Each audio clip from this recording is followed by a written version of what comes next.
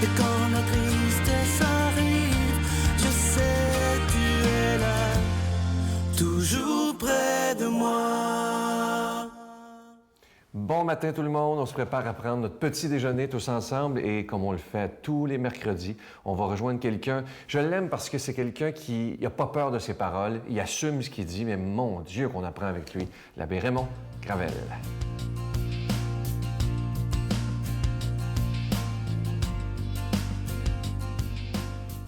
Vous savez, nous sommes toujours dans le temps de Pâques, parce que Pâques, c'est toute l'année, c'est tous les dimanches de l'année, c'est tous les jours de l'année. Et moi, cette année, j'ai vécu Pâques comme un jour nouveau, vraiment un jour nouveau. Alors, c'est une nouvelle création, c'est un nouveau commencement, et ce ne fut surtout pas à cause de la température, hein? Je ne sais pas si vous vous souvenez, mais l'hiver a duré plus longtemps qu'avant. C'est à cause de l'élection du nouveau pape. Vous savez, le pape, c'est une figure importante, c'est notre pasteur. C'est celui qui nous guide, qui nous rassure parfois. Et j'ai trouvé ça rafraîchissant, son élection.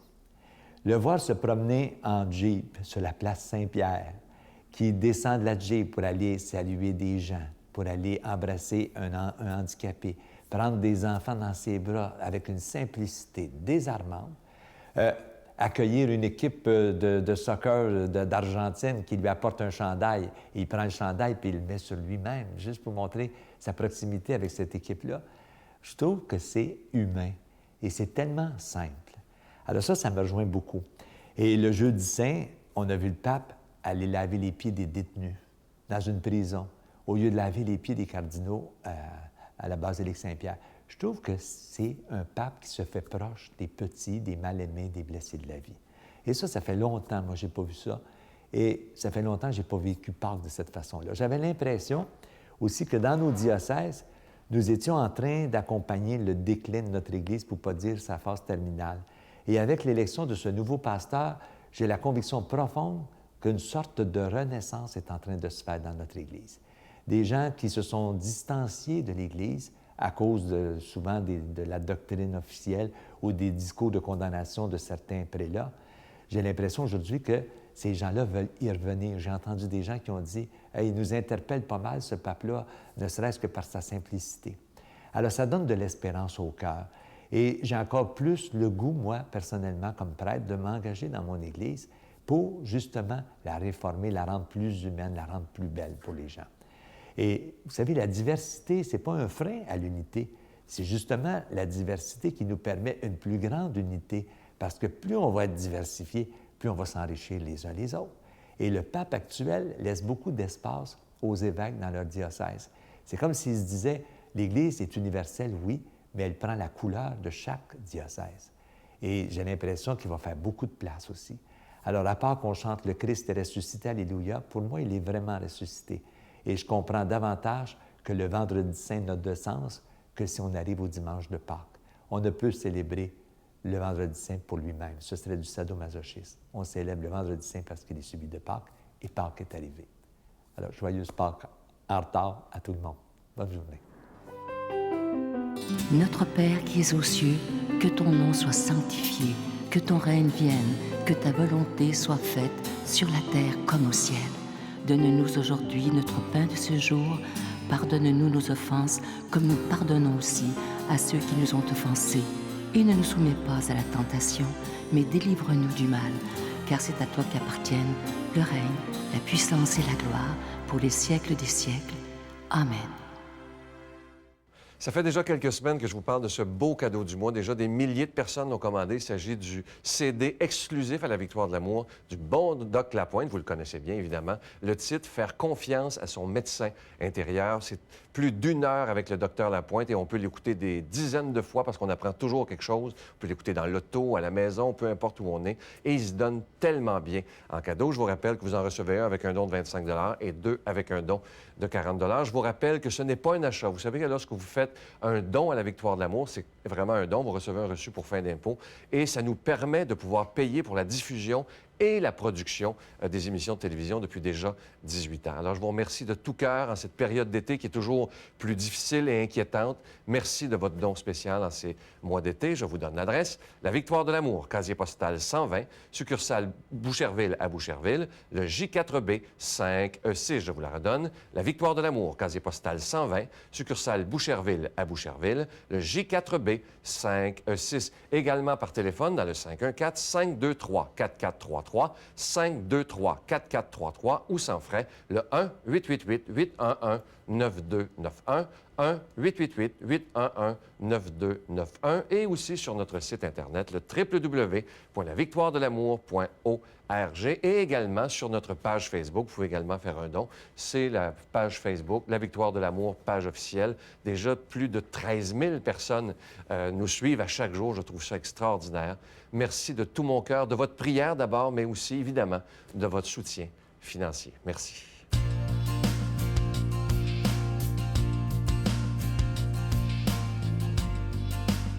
Aujourd'hui, pour bien nous présenter l'Évangile, c'est quelqu'un qui a une grande connaissance, mais un cœur grand comme le monde, l'abbé Jean Desclos.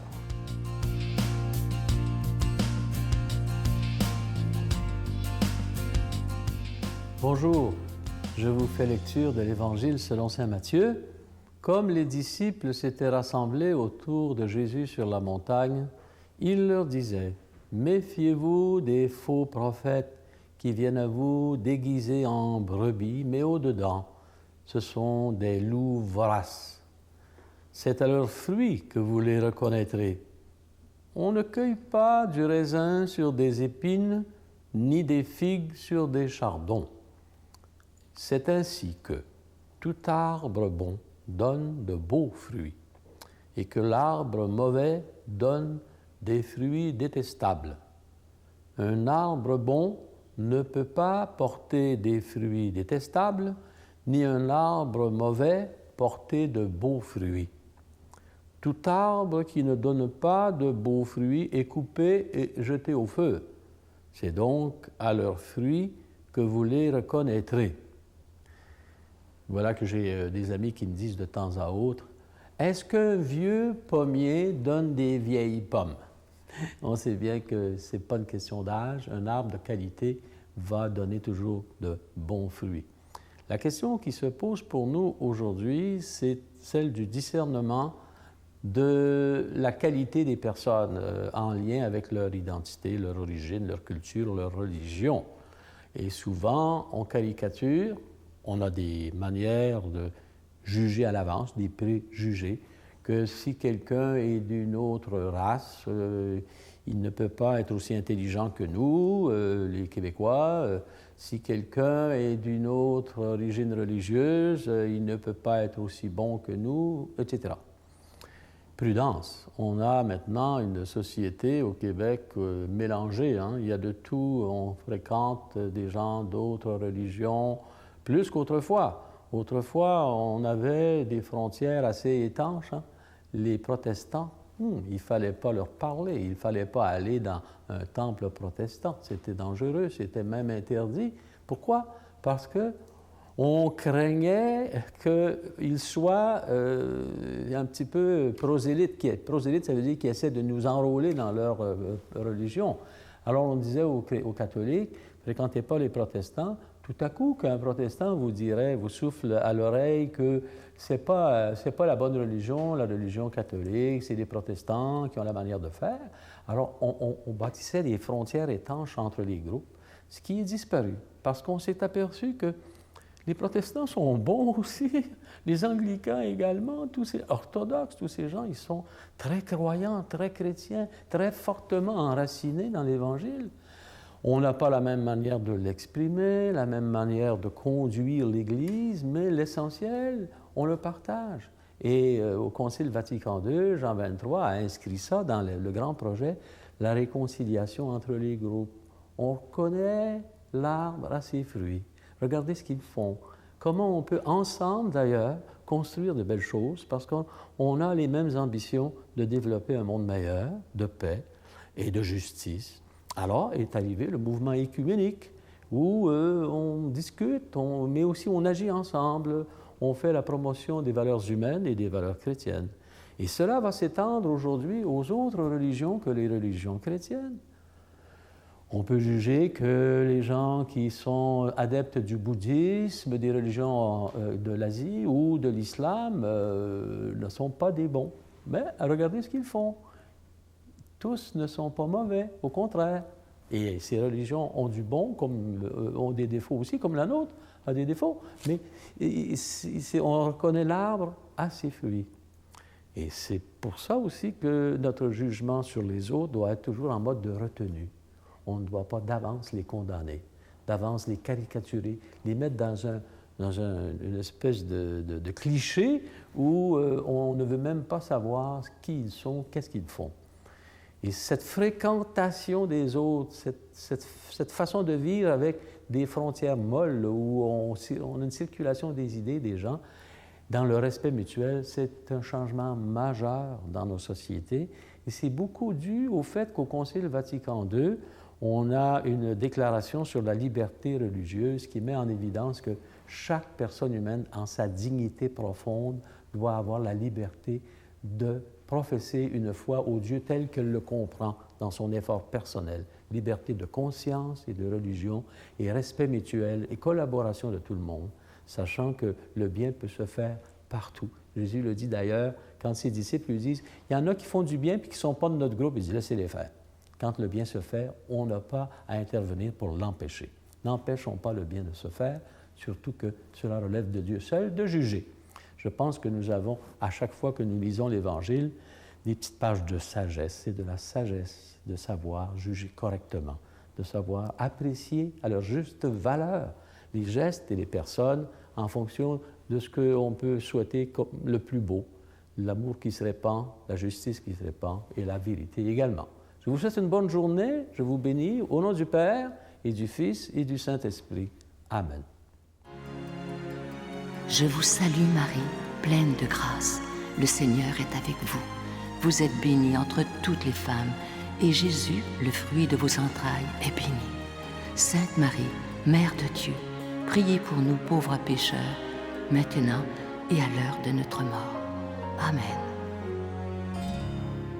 La retraite du printemps étant déjà complète, nous vous invitons à la grande supplémentaire de cet automne qui aura lieu les 4, 5 et 6 octobre prochains à l'hôtel Le Dauphin à Drummondville. Sous le thème « Si tu savais le don de Dieu », venez vivre des moments inoubliables en compagnie de l'abbé Robert Jolicoeur, l'abbé Robert Lemire, Dolly Dimitro, Sylvain Charon et Miguel Padilla. Réservez rapidement avec Voyage Intermission 514-288-6077 ou sans frais 1-800-465-3255. Venez vivre une fin de semaine exceptionnelle, remplie d'amour, de joie et de paix. Voici ce que le pape raconte dans ce livre, Je crois en l'homme. Un jour, un jeune de 28-29 ans va le rencontrer pour se confesser. Et alors qu'il était cardinal, il s'aperçoit qu'il est sous l'effet de médicaments psychiatriques. Et le cardinal était pressé, il lui dit « J'ai pas le temps ». Alors écoutez la suite dans le livre. « Alors moi, cardinal, témoin de l'Évangile qui était en apostolat, je lui ai dit « Un autre prêtre va arriver et tu pourras te confesser à lui parce que je suis attendu. » Je savais très bien que le prêtre n'arriverait jamais avant 4 heures, mais je me suis dit que puisqu'il était sous l'emprise de médicaments, il ne s'en rendrait même pas compte et je suis parti d'un pas léger. Très vite, j'ai éprouvé une honte terrible. J'ai fait demi-tour et je lui ai dit « Le Père aura du retard, je vais te confesser. » Regardez l'honnêteté de cet homme. Il est pape et il avoue qu'il a fait parfois des erreurs. Je m'agenouille devant un pape comme ça.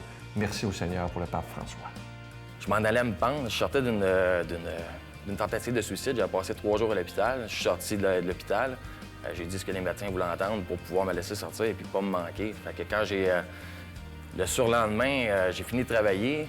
J'ai écrit une lettre de suicide à mes parents amis. Puis j'ai été m'acheter une corde chez Rona pour aller me pendre dans le garage chez mes grands-parents. T'sais. La Victoire de l'amour remercie de tout cœur les Résidences Soleil de leur accueil si chaleureux.